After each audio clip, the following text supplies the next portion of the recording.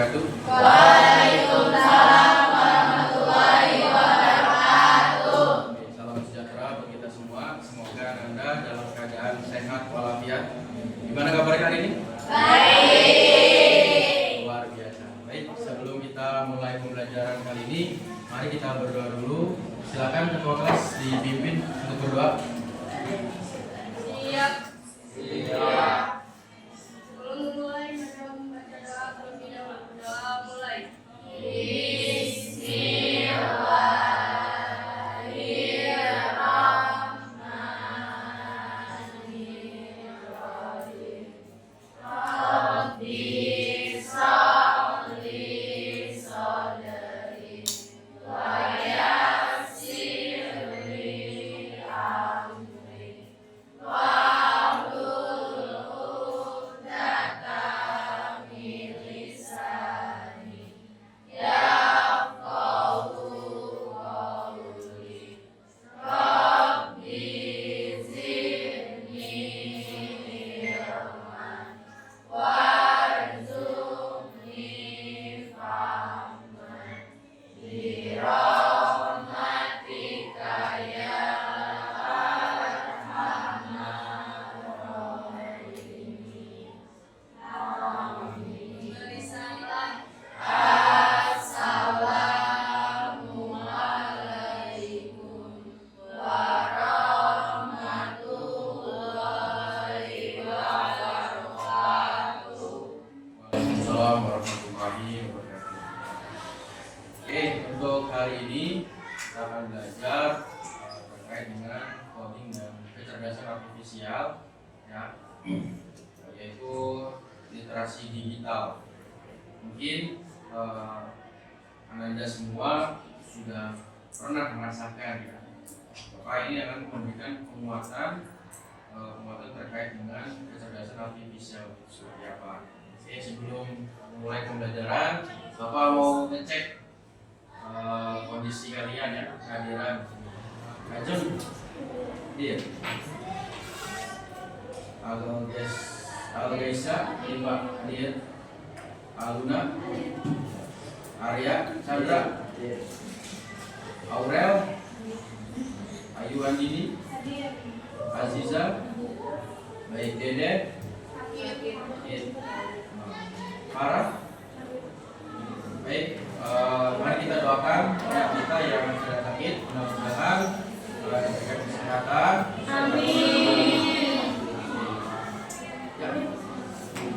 Oke, kita mulai kecerdasan artifisial. Oke, kecerdasan artifisial, literasi digital. Nah, ini adalah mapel pilihan, ya, mapel baru di tahun ajaran baru ini. Kan kesepakatan terlebih dahulu supaya kita lebih fokus enjoy di dalam pembelajaran. Yang pertama, ya, jangan mengobrol ketika sedang dijelaskan. Ya. Kemudian fokus dan catat menurut Ananda itu penting, ya, dan sebagainya. Dan jangan menggunakan handphone pada saat pembelajaran terkecuali diminta oleh guru mengajar, ya, dan gunakan secara bijak. Ini kaitannya dengan pembelajaran kali ini. Oke, sepakat tidak? Sepakat. Oke, kalau sepakat, oke, bisa dimulai.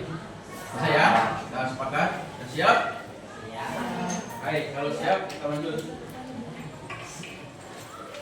Nah, tujuan pembelajaran ini adalah pertama, Ananda mampu mengidentifikasi jenis-jenis konten digital, ya, dan format multimedia yang sesuai tujuan tertentu, ya.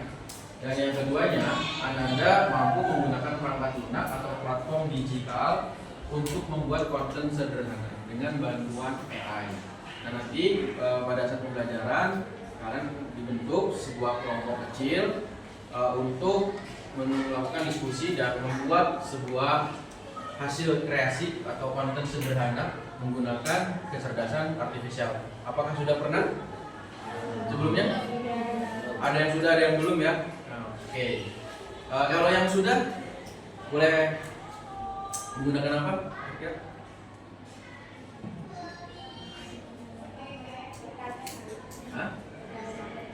Pakai apa? ChatGPT. Ya, jadi Gemini. Oh, ChatGPT di mini ya. Nah, ini yang kita akan bahas. Oke. Nah, critical thinking. Apa yang kalian pahami? Ya. Berdasarkan artifisial, mungkin muncul sebuah pertanyaan. Apakah kalian pernah mencari sebuah informasi di internet? Pernah nggak? Pernah. Bagaimana caranya? Ya, searching. Bagaimana caranya? Pertama, apa yang harus lakukan? Yang pertama adalah menyiapkan koneksi internet dong. Ya kan, kalau nggak ada koneksi internet, nggak bisa men-searching, mencari informasi. Ya. Kemudian buka aplikasi browser seperti aplikasi browser Google Chrome, Firefox, betul. Apa lagi? Ya, Opera, Safari, ya, Internet Explorer itu adalah aplikasi browser. Ya. Nah, apa yang kalian butuhkan ketika ini menunjukkan suatu alamat dengan cepat dan tepat, dan bagaimana prosesnya?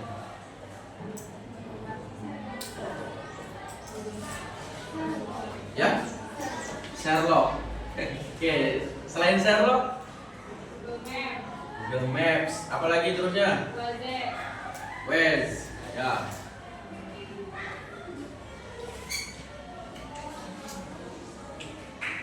Dan kadang-kadang di dalam alamat itu kita sering menemukan kesalahan, benar nggak?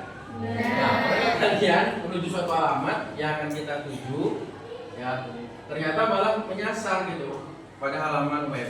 Dan apa tindakan kalian?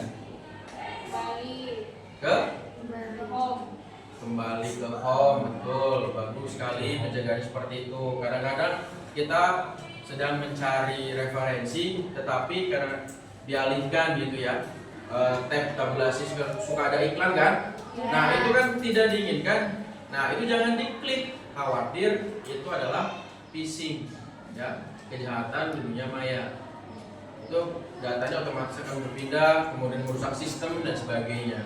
Maka jangan diklik, jangan disetujui, dan perlu adanya verifikasi. Paham sampai sini? Lanjut. Nah, maka dari hal tersebut kita itu harus bijak menggunakan alat komunikasi handphone, smartphone kita ya di dalam literasi digital ya. Karena apa? Literasi digital ini perlu dilakukan, apalagi di zaman sekarang semuanya berbasis teknologi ya. Bahkan kita hampir 24 jam terkoneksi dengan internet, betul nggak?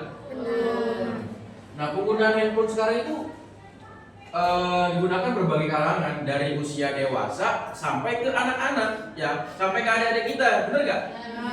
Bahkan ke balita juga. Nah, ini yang perlu ada pengawasan. Peran serta orang tua itu sangat penting sebagai edukator, ya kan? Terhadap anaknya di dalam penggunaan handphone, agar apa? Sang anak tidak salah menggunakan handphone itu sendiri. Gitu. Nah, tentu hal ini juga tidak hanya anak juga, peran orang tua juga sama. Iya, harus paham juga tentang literasi digital penggunaan handphone. Ya kan? Banyak contoh atau fenomenanya kalau tidak ada peran serta kontrol dari orang tua, itu anak-anak itu membukanya yang macam-macam. Benar kan? Nah, itu ya. Makanya gunakan handphone secara bijak. Oke, paham sampai sini? Oke, ya. Nah, prinsip literasi digital itu ada 4 ya. Yang pertama adalah butuh pemahaman. Jangan sampai kita nggak paham maksud dari informasi itu sendiri, ya kan? Nah, seseorang itu harus memiliki kemampuan untuk memahami sebuah informasi yang diberikan oleh beberapa media, baik itu cetak, koran, ya, digital, sebagainya, informasi dari media sosial. Nah, ini apa? Baik secara implisit maupun eksplisit. Artinya benar-benar harus dipahami isi dari konten itu sendiri. Jangan sampai kita ya sebagai ini menyebarkan informasi-informasi yang nggak benar dan perlu adanya verifikasi seperti itu. Yang kedua adalah faktor sosial. Nah ini faktor sosial pasti media itu akan saling berbagi pesan atau informasi gitu kan kepada masyarakat. Nah, keberhasilan informasi itu jangka panjang dari media itu sendiri ditentukan antara si pembagi sampai dengan si penerima informasi itu. Kalau informasi itu tanpa kita sebarkan nggak akan viral, benar nggak? Yang bisa viral itu karena si penerima itu membagi dan seterusnya, gitu kan? Makanya banyak cepet ikut tren dan sebagainya, gitu ya. Seperti itu. Yang ketiga adalah ketergantungan. Oh ini sudah jelas. Ketergantungan, ya. Ketergantungan di sini adalah antara media yang satu dengan media yang lain bergantung dan saling berhubung. Ya kalau kita lihat di media sosial banyak penggiat-penggiat sosial gitu kan, saling ketergantungan. Satu informasi lainnya dan seterusnya nyambung, bener nggak? Dan beritanya isinya sama semua, bahwa itu adalah fakta gitu dan sebagainya. Kecuali kalau hoax, ya ada beberapa media yang mungkin ada konfirmasi, ada dan sebagainya, dan itu bisa jadi. Dan yang keempat kurasi. Nah ini masyarakat punya kemampuan untuk mengakses, ya, memahami dan menyimpan informasi ini untuk dibaca di lain kesempatan. Ya seperti kalau di video di YouTube gitu kan, kita bisa disimpan dan kita bisa dilihat lagi gitu kan, ya enggak? Kapanpun itu macam. Makanya bahwa itu adalah sebuah penting di dalam membuat sebuah konten digital. Sampai sini ada yang mau ditanyakan? Tidak ada? Nah, kalau tidak ada cukup lagi. Nah, apa yang kalian pahami tentang konten digital serta bagaimana kalian bisa mengidentifikasi berdasarkan jenisnya? Apa itu konten digital? Ya, video, terus foto, ya gambar, apalagi terusnya konten digital. Ya, tulisan, teks, apalagi? Hah? Apa? Informasi apa? Ini berdasarkan jenisnya. Ya, informasi bisa video, bisa teks, bisa gambar, ya kan, poster, apalagi ya cerita itu teks, apalagi musik berarti audio, ya bisa dari rekaman dari podcast, ya kan, dan sebagainya. Jadi konten digital itu adalah segala bentuk informasi yang disajikan dalam format elektronik dan distribusikan melalui media digital, ya, bisa melalui media sosial, YouTube, Instagram, TikTok, gitu kan, perangkat seluler dan sebagainya, platform digital yang lainnya, ya, yang lainnya. Jadi konten digital itu, ya, memiliki peran penting ternyata, Anda semua, berbagai bidang termasuk pemasaran. Nggak cocok kan kalian jurusan bisnis digital, ya nggak? Memasarkan suatu produk di media sosial, kemudian pendidikan, hiburan, ya, komedi dan sebagainya, gitu kan? Suka ada ya lelucon kan? Kemudian kalau pendidikan mungkin bisa saja tutorial, membuat sebuah konten video, ya. Dan komunikasi, interaksi, yaitu tadi podcast dan sebagainya, ya kan? Nah, konten digital yang efektif dapat membantu membangun merek dagang, ya, produk, bisa terkenal, ya, itu paling mudah, sederhana strateginya. Meningkatkan kesadaran, memberikan informasi dan mempengaruhi perilaku audiens. Ya tadi dengan adanya video konten kita ikut-ikutan, ya nggak? Iya. Ya kan suka kayak gitu kan? Nah itu mempengaruhi perilaku audiens. Seperti itu. Seru juga ternyata. Akhirnya kan kita buat dan seterusnya. Nah, itulah konten digital. Sangat bermanfaat sekali. Begitu. Paham sampai sini? Oke, ada yang mau ditanyakan? Tidak ada. Oke. Selanjutnya adalah bagaimana pendapat Anda kalian tentang kehadiran teknologi artificial intelligence ini? Ya, sekarang sudah semuanya hampir berbasis AI, ya kan? Bagaimana menurut kalian? Silakan katakan. Ya, silakan katakan. Siapa nama? Gaisa. Oke, menurut Gaisa bagaimana? Mempermudah pekerjaan kita, terus lebih gampang. Apa sih? Jadi gak usah kan kalau Google mah mencet ini web ini. Nah kalau di AI itu langsung dikasih tahu sumber di mana, jadi dia langsung jelasin. Langsung dijelaskan sebagainya. Oke, mempermudah pekerjaan. Oke. Menurut yang lain, bagus, kita beri plus dulu buat Gaisa. Kasih Gaisa. Oke, mungkin ada pendapat yang lain? Dengan adanya AI Saputra? Tidak ada? Pas. Oh, pas. Oke. Yang lain? Farhan? Siapa? Bermanfaat. Siapa nama? Mazda. Oke, gimana menurut Mazda? Bermanfaat. Mas, seperti apa itu? Bisa dijelaskan? Kayak misalnya kita mau ngasih tugas,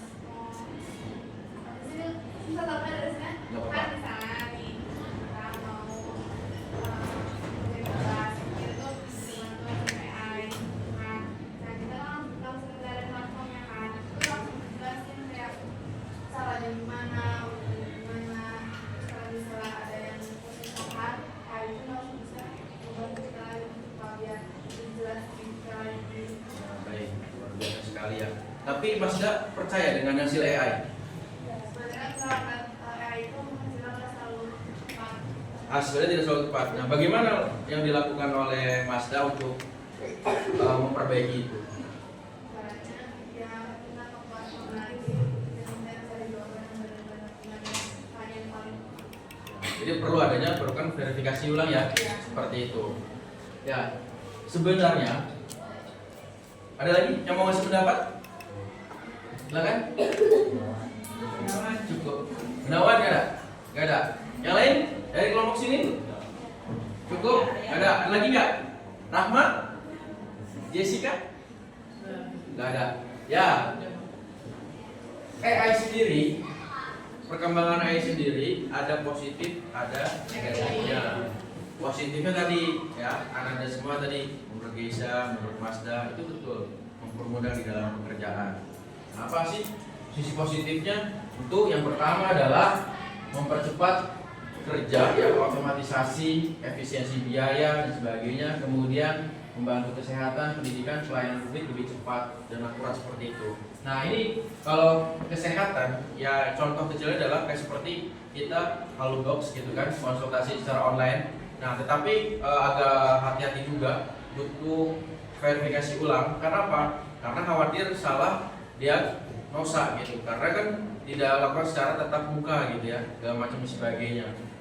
AI ini kan hasil dari inputan manusia, kecerdasan buatan manusia itu sendiri gitu. Berbeda dengan manusia. Kalau manusia kan benar-benar kecerdasan alamiah yang berdasarkan pengalaman, berdasarkan observasi, ya kan? Kemudian keilmuannya, yang memiliki rasa, cipta dan sebagainya. Kalau AI sendiri kan robot, ya dibuat sedemikian rupa, sepemikiran seperti manusia itu sendiri.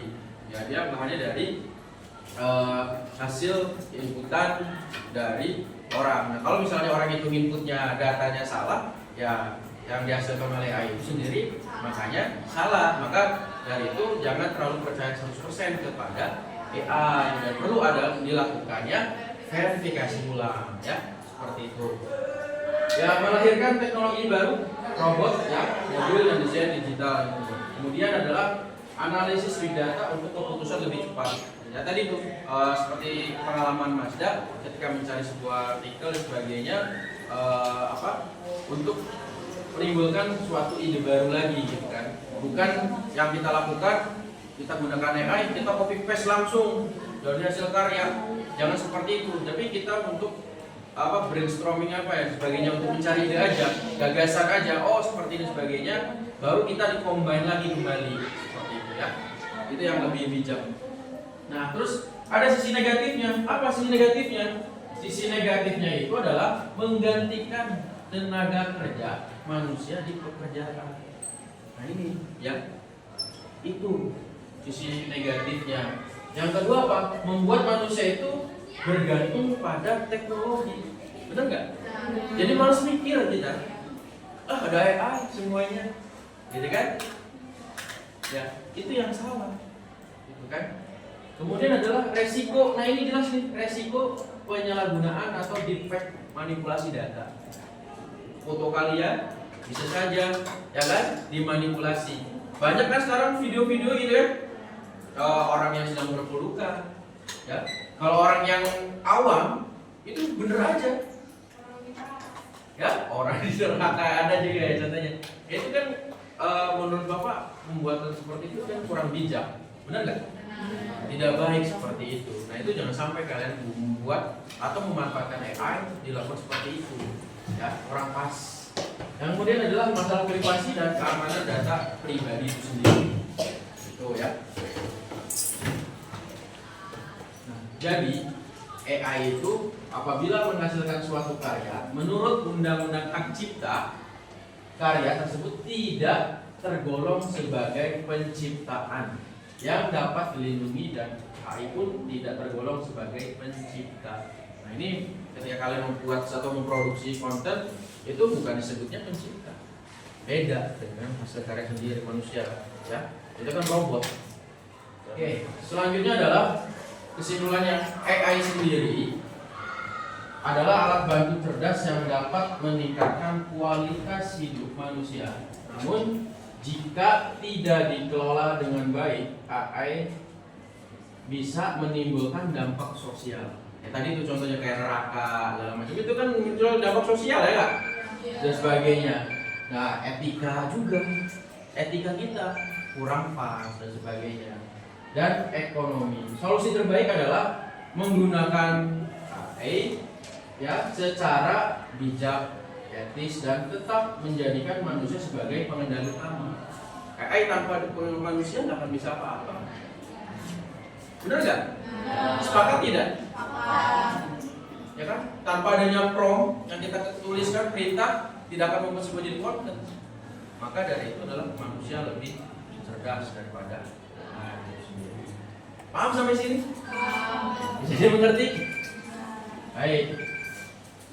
Nah, jadi AI sendiri itu adalah kecerdasan buatan ya, pada dasarnya itu merupakan simulasi dari kecerdasan yang dimiliki oleh manusia yang dimodelkan di dalam mesin dan diprogram agar berpikir seperti manusia. AI itu, ya.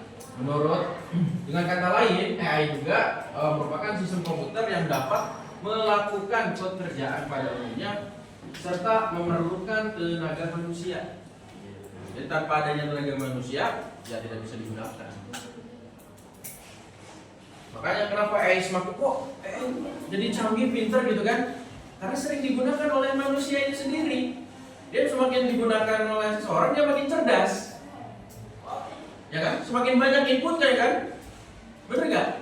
Kok makanya suka kita kadang-kadang kok di AI jadi cerdas banget gitu kan?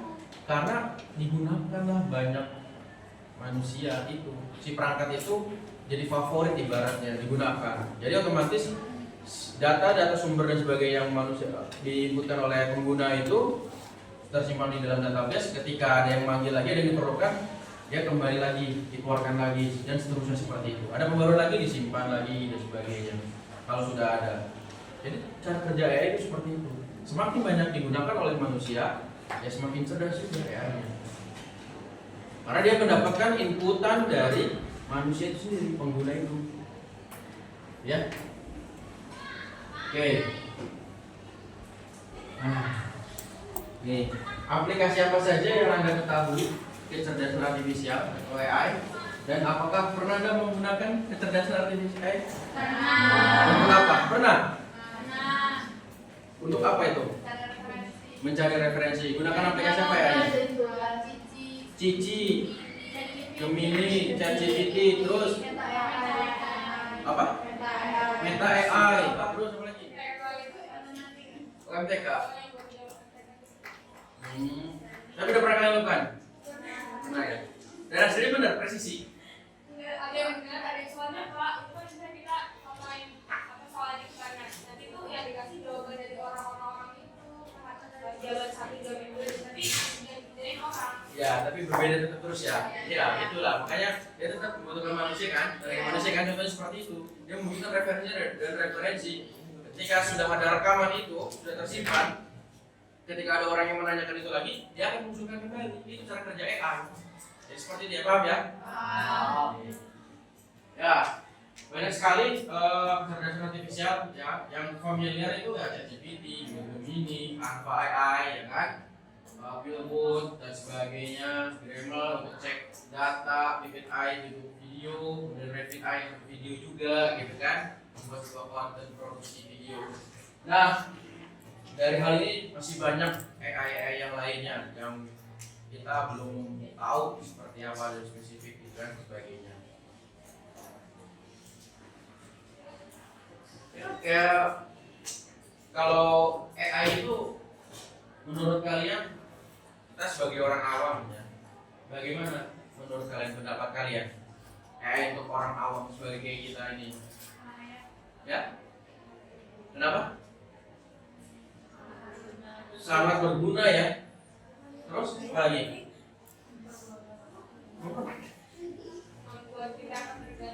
Membuat kita tergantungan. Terus apa lagi? Kalau percaya sama AI. Ya tentu banyak kemudahan lah untuk orang awam. Kayak kalian contoh, mohon maaf, kita nggak punya keahlian spesifik terkait dengan membuat poster, membuat desain, ya kan? Harus butuh waktu lagi belajar, ya kan? Tapi dengan ada AI, kita bisa bikin poster, kita bikin banner, ya, mengerjakan tugas presenter, sebagainya, menggunakan Canva kan? Sudah ada, visi sebagainya, seperti itu. Tanpa perlu kalian belajar desain komunikasi visual. Cuman hanya butuh prompt dan sebagainya, kemudian semuanya masuk jadi.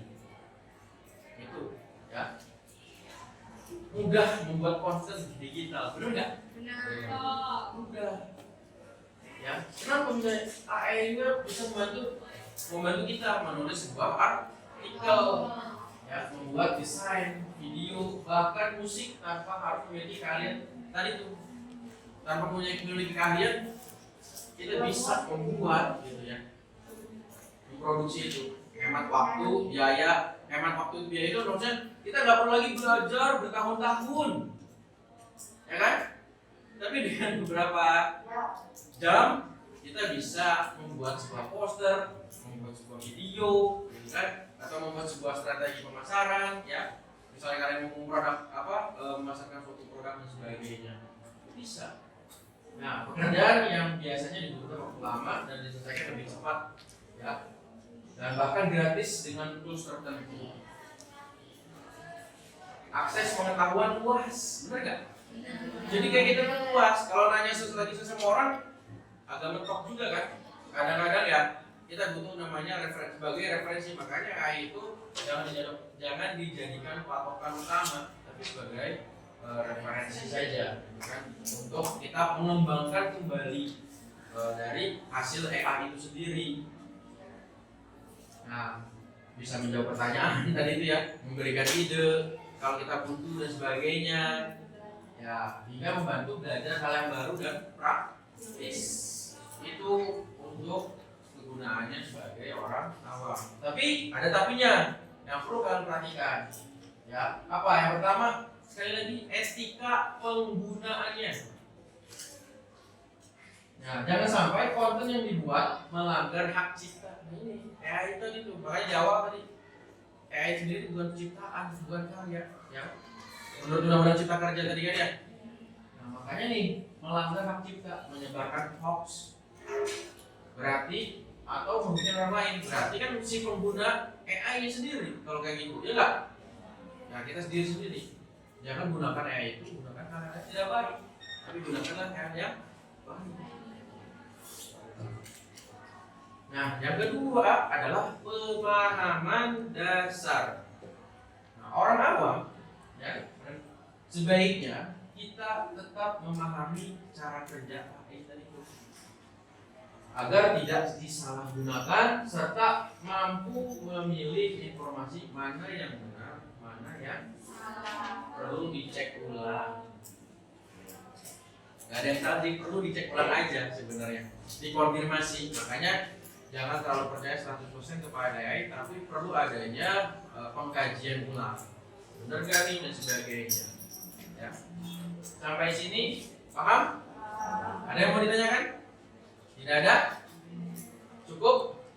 Oke, cukup. Jadi AI sendiri adalah alat bantu cerdas yang bisa memudahkan pekerjaan, terutama di dalam membuat sebuah konten digital. Tetapi penggunaannya harus bertanggung jawab, beretika, dan serta pemahaman dasar supaya hasilnya bermanfaat dan tidak menimbulkan dampak negatif. Ya, banyak sekarang yang beredar di video, tapi sebuah content creator menggunakan AI. Ya tadi itu contoh yang kata Gesia menyebutkan bahwa tadi kayak di contoh di neraka segala macam, terus kemudian yang lain, video yang lain, ya kan, itu kan berdampak kepada sosial, ya, mengandung menimbulkan negatif dan sebagainya. Jadi seperti itu di dalam penggunaan AI. Masih semangat? Masih. Kalau masih semangat, kita lanjut. Screen dulu, ya. Oke, siap? Jangan ngantuk. Oke. Kalau saya sebutkan semeksa, kalian jawab bisa. Ya. Kemudian semeksa lagi, hebat. Saya jawab bilang semeksa, bersinergi, berprestasi. Kita mulai. Baik, siap? Oke, semeksa bisa. Semeksa hebat. Semeksa bersinergi, berprestasi. Oke, terima kasih ya. Nah, ini ada contoh AI seperti ini. Nah, ini dihasilkan dari beberapa tools ya, kecerdasan artifisial. Yang pertama tadi poster itu melalui ChatGPT, kemudian combine dengan Revit AI. Tahukah kalian kalau setiap tanggal 23 Juli Indonesia merayakan hari yang sangat spesial? Dan kemudian kita buat promnya. Setelah Hari kita klik sebuah video, otomatis gambar dan sebagainya itu sudah dibuat oleh AI sendiri. Ya, buat contoh dari. Tahukah kalian kalau setiap tanggal 23 Juli Indonesia Ini gambar ini sangat spesial dari kecil bangsa ini? ChatGPT, Hari anak dan nasional kemudian kita combine dengan Revit Tapi AI. ingat bahwa setiap anak punya hak untuk dilindungi, mendapat pendidikan terbaik, dan tumbuh dalam lingkungan penuh kasih sayang. Bayangkanlah potensi luar biasa yang tersimpan dalam setiap senyum mereka.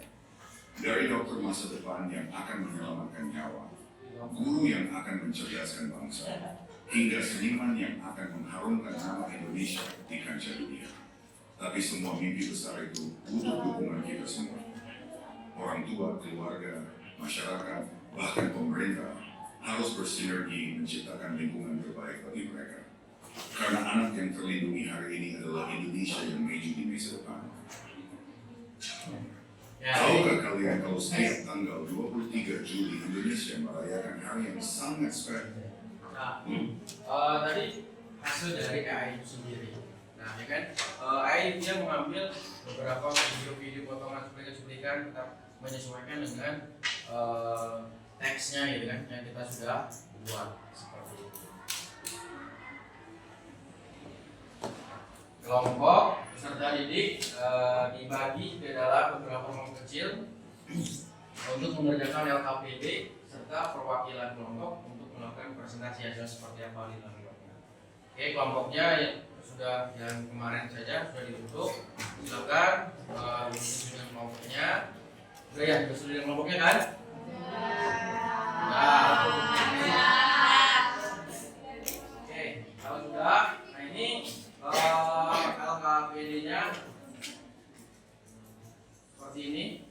Kelihatan? Udah ngambil belum? Belum. Nanti silakan diskusikan. Bapak share di grup WhatsApp ya. Ya, Kak. Nah, oke, ini lembar kerja peserta didiknya. Langkah-langkah pembelajarannya pertama adalah diskusikan dengan kelompok permasalahan pada tabel ini. Setelah itu program kelompok menyampaikan hasil diskusinya dan dipresentasikan. Pelajari bahan yang sudah dijelaskan ya, Bapak sudah share materinya di grup WhatsApp. Kemudian menggunakan koneksi internet dan aplikasi AI. Nah ini soalnya di dalam konten digital memiliki peran penting dalam berbagai bidang termasuk pemasaran, pendidikan, hiburan, dan komunikasi. Nah konten digital yang efektif dapat membantu atau membangun merek ya, meningkatkan kesadaran, memberikan informasi dan mempengaruhi perilaku audiens. Kemudian silakan nanti kalian cari referensi atau memproduksi konten digital melalui AI. Jadi secara kelompok ya, silakan bebas membuatnya. Apakah kalian menggunakan strategi pemasaran atau melalui pendidikan dan sebagainya ya. Dan silakan AI-nya apa saja yang kalian gunakan. Oke, sampai sini ada yang mau ditanyakan? Tidak ada. Oke, selamat mengerjakan melakukan ini untuk pengerjaannya. Bapak tunggu. Ya, dimulai dari sekarang.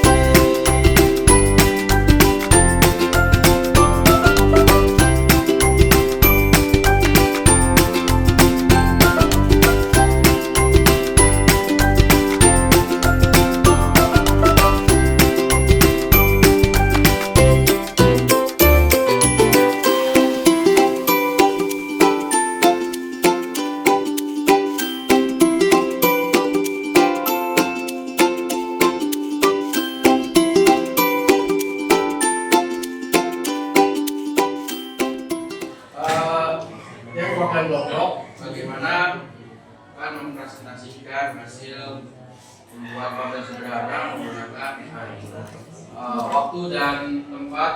Bapak persilakan. Assalamualaikum warahmatullahi wabarakatuh. Waalaikumsalam warahmatullahi wabarakatuh. Halo semuanya, perkenalkan saya Alisa. Saya perwakilan dari kelompok yang beranggota saya, Paula Syafira, Mariska, Aluna, Fitri, Olivia, dan Ramel, 7 orang. Nah, saya di sini bakal mempresentasikan tentang roti bakar terbang. Nah, kenapa sih kita pilih tema itu? Nah, kita pilih roti bakar terbang karena pengen beda dari yang lain. Pastinya, karena idenya itu saya tuh pengen yang lucu, yang unik, dan bisa bikin orang penasaran. Terus walaupun fiksi, tapi konsepnya mirip kayak produk yang kayak biasanya gitu. Nah, jika nilai kreativitasnya biar biasa aja gitu loh, biar gak basic. Nah, terus saya ingin menjelaskan tentang proses pembuatan video. Nah, di offline saya itu tadinya mau bikin 30 detik, tapi saya mikirnya terlalu cepat jadi ke 60 detik. Yang isinya opening, isi, terus closing. Terus di prompt, awalnya saya itu mau bikin semangka terbang. Terus awalnya gak kayak aneh ya. Terus tadinya saya mau bikin kopi gitu biasa, tapi nggak jadi. Nah, akhirnya saya kepikiran untuk roti bakar terbang. juga. Nah, saya minta promnya itu bantuan dari ChatGPT. Saya minta buat naskah iklan yang gaya koreksi ala anak SMK. Nah, terus di generate videonya saya pakai AI, Revit AI. Pertama, kita itu WP dulu, pastinya kita masuknya pakai akun, pakai Google gitu. Terus ke prompt video, habis itu saya masukin prompt saya di situ. Nah, terus jadi video. Nah, terus di revisi, saya suka revisi prompt saya di bagian akhir itu ada call to action. Pesan sekarang sebelum rotinya keburu terbang. Nah, jadi di situ saya tuh benar-benar banyak revisi ya, karena saya tuh selalu merasa kurang. Dan itulah jiwa perfeksionis ya. Nah, terus di hasil akhirnya saya juga sudah ngobrol sama mereka dan mereka setuju aja. Nah, terus menurut kami bikin video pakai AI itu gampang susah ya. Gampang karena hasilnya cepet banget terus jadi susah kalau promnya nggak jelas. Karena kan AI juga bukan video sesuai prom yang kita perintahkan kan. Misalnya kita bilang kayak kita mau promosi roti terbang, tapi kita nggak bilang rotinya terbang ke langit atau gimana, ya tetap aja rotinya tetap di situ gitu. Nah, terus kesimpulannya dari hasil kita bikin video ini adalah AI itu sangat membantu bikin konten kreatif dengan cepat. Terus kreativitasnya dari manusia juga penting loh. Kalau idenya biasa aja, hasilnya juga biasa. Dengan tema fiksi kayak roti bakar terbang, kita bisa buktiin kalau AI itu bisa dipakai untuk sesuatu yang unik, seru, dan menghibur. Udah. Kita lihat hasilnya ya. Roti terbang itu seperti apa? Bapak juga penasaran. Kenapa bisa menjadi baru ya? Lapar tapi mager, pengen jajan yang beda. Tenang, ada roti bakar terbang. Solusi lapar tanpa harus beranjak. Hah? Kok bisa roti ini langsung terbang ke gue? Iya betul, nanti mager. Langsung landing cantik di tanganmu.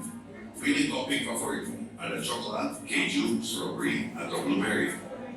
Wah, banyak banget pilihannya. Gak bosan lagi deh. Harga dijamin ramah di kantong pelajar. Murah banget. Jadi, kenapa harus pusing mikirin lama lagi? Seriusan, ini roti bakar ternak yang pernah ada. Bikin lagi. Apa lagi? Roti bakar terbang.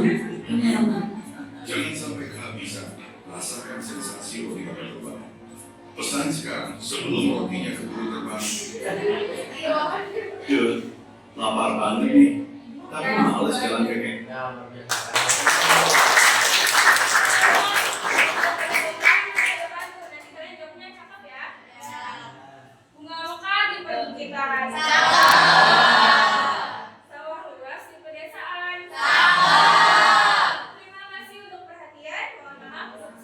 Wassalamualaikum warahmatullahi wabarakatuh.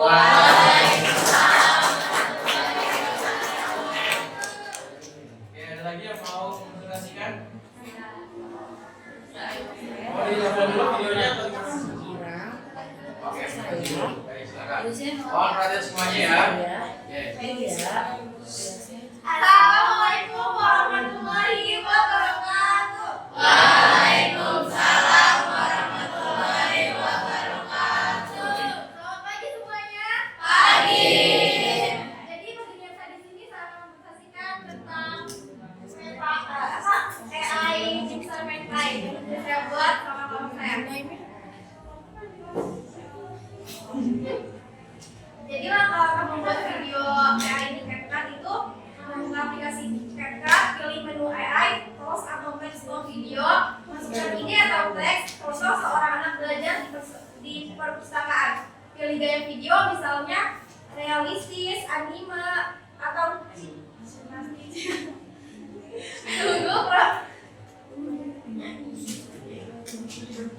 tunggu proses.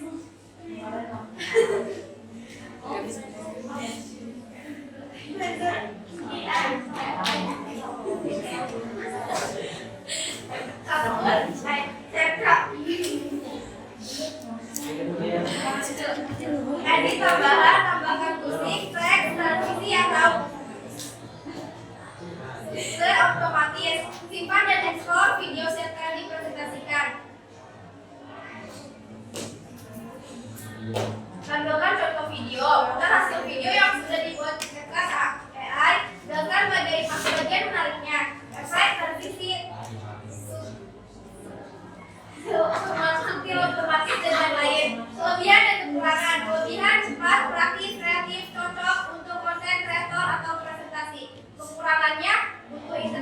hasil kadang belum sempurna, beberapa fitur premium.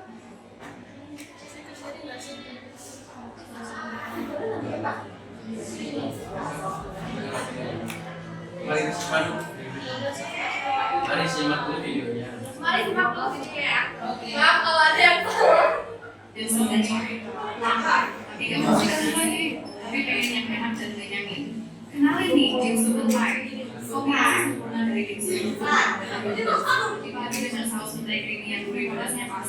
Ditambah lagi dengan sensasi meletus dari Tobiko, bikin setiap gigitan jadi petualangan rasa. Bukan cuma enak, tapi juga praktis banget. Dimsum mentai kita ini bisa langsung kamu nikmati. Atau kalau mau yang hangat, tinggal kukus sebentar. Gampang kan? Tapi kalau kamu pecinta pedas, jangan khawatir.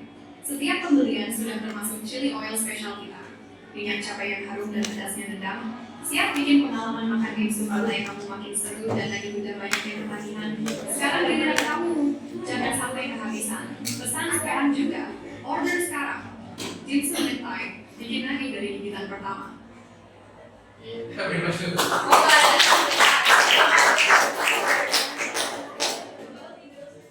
Nah itu video yang saya cari tentang dimsum mentai dan saya ekspor ke CapCut AI.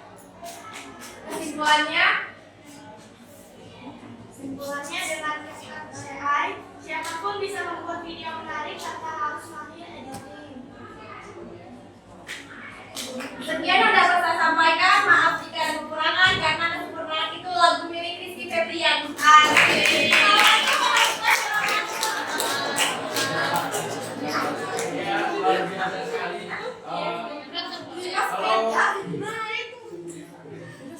Ini Rizky Febrian. Nah, kalau kita lihat, halo. Ya, ini kita lihat ya hasil dari AI, video AI itu apa yang tadi sudah sampaikan di presentasi pertama, kedua, dan sebagainya. Nah di sini ada watermark nih, kalau kita perhatikan, ya dia hasil produk AI. Ya makanya kenapa supaya tidak plagiarisme kemudian atau melanggar hak cipta dan sebagainya. Bahwa video itu betul-betul produksi dari AI, ya jadi bukan benar-benar kita yang menciptakan, ya kan? Nah seperti itu. Oke, sampai sini ada lagi yang mau presentasi? Oke, silakan. Di depan, Assalamualaikum warahmatullahi wabarakatuh. Waalaikumsalam warahmatullahi wabarakatuh. Saya dari kelompok yang beranggotakan 6 orang dengan pengurus saya Jessica, dan partner saya Elia, dan anggota saya yang di belakang ada Naomi, ada Andini, dan ada diajak Di sini pertama, saya akan menjelaskan langkah-langkah pembuatan AI. Yang pertama, kita harus punya ide dulu. Dan kebetulan kelompok saya mempunyai ide dengan membuat yang bertema ayam geprek.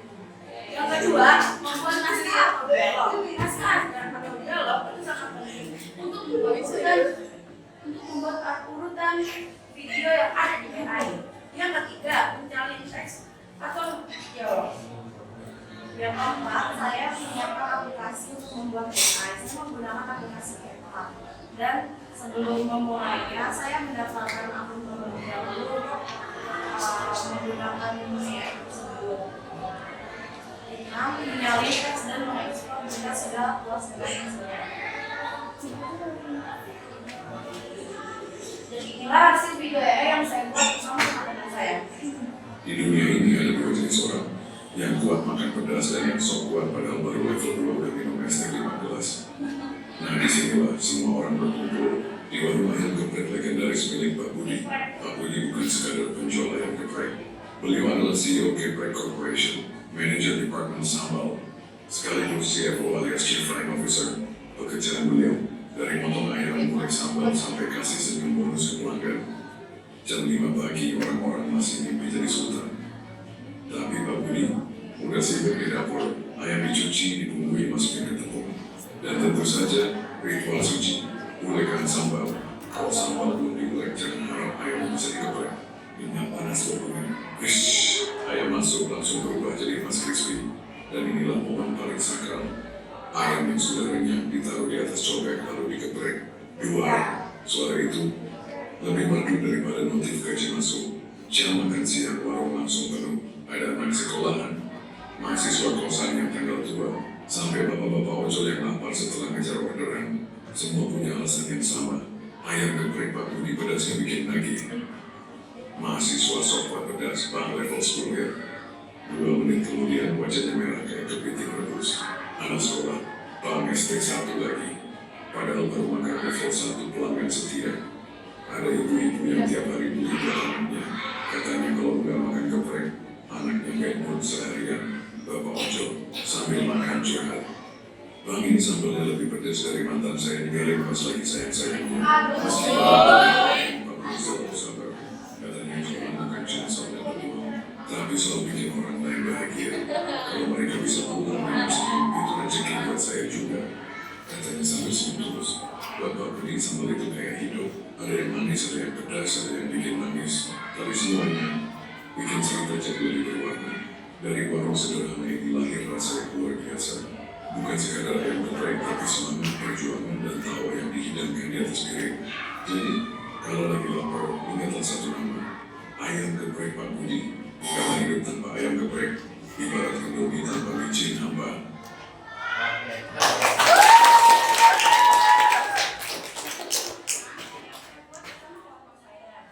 Jadi kesimpulan tentang AI bukan sekedar teknologi, tapi partner yang mengubah cara kita bekerja, belajar, dan hidup. Tantangannya adalah bagaimana kita bisa memanfaatkan tanpa kehilangan kendali. Cukup sekian yang dapat saya sampaikan bersama partner saya Lia. Wassalamualaikum warahmatullahi wabarakatuh. Waalaikumsalam warahmatullahi wabarakatuh. Luar biasa sekali terkait dengan identitas dari AI sendiri. Ternyata sudah ya dalam membuat sebuah konten menggunakan AI. Tadi disampaikan dengan beberapa penampil 1, 2, dan 3 tanpa adanya ide yang bagus, yang baik, kemudian prompt yang baik, itu hasilnya akan sama saja saya rasa tanpa garam gitu ya, biasa-biasa saja. Maka betul apa yang kita buat promptnya itu harus lebih spesifik ya, lebih spesifik, lebih jelas, karena yang digunakan AI sendiri sebuah perintah yang kita inputkan ke dalam prompt itu sendiri ya, supaya lebih jelas, lebih detail lagi seperti apa. Bahkan dilakukan revisi-revisi seperti Geisha tadi ya kan, ya nggak Geisha? Iya Pak. Ya. Oke, untuk membuat konten cukup ya hari ini. Sekarang sebelum ditutup materi pembelajaran ini, silakan kalian, Bapak ingin menguji kemampuan kalian, bagaimana kalian bisa menjawab soal-soal evaluasi tentang pembelajaran hari ini. Oke, silakan scan barcode-nya.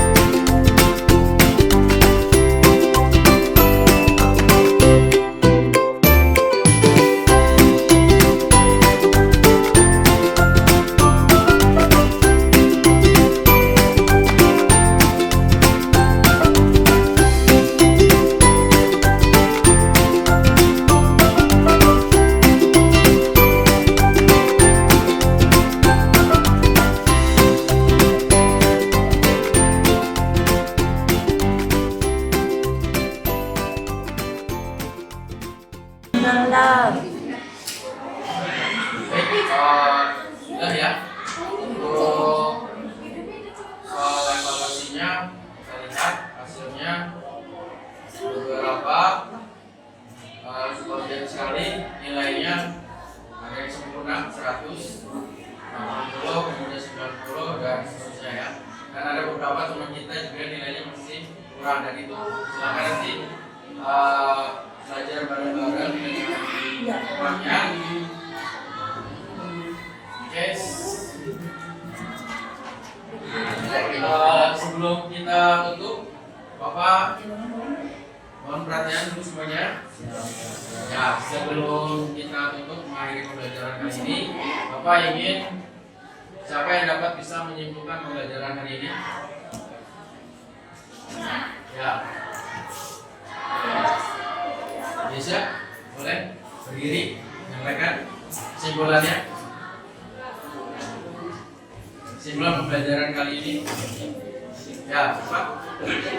Safira, oke, silakan Safira, mohon dengarkan lebih baik semuanya. Menurut saya kesimpulannya itu kita dapat belajar tentang AI, tapi juga kita harus dengan bijak menggunakan AI dan jangan terlalu percaya dengan AI. Jadi kan AI sebagai referensi bukan sebagai instrumen. Baik, Bapak sekalian. Dulu.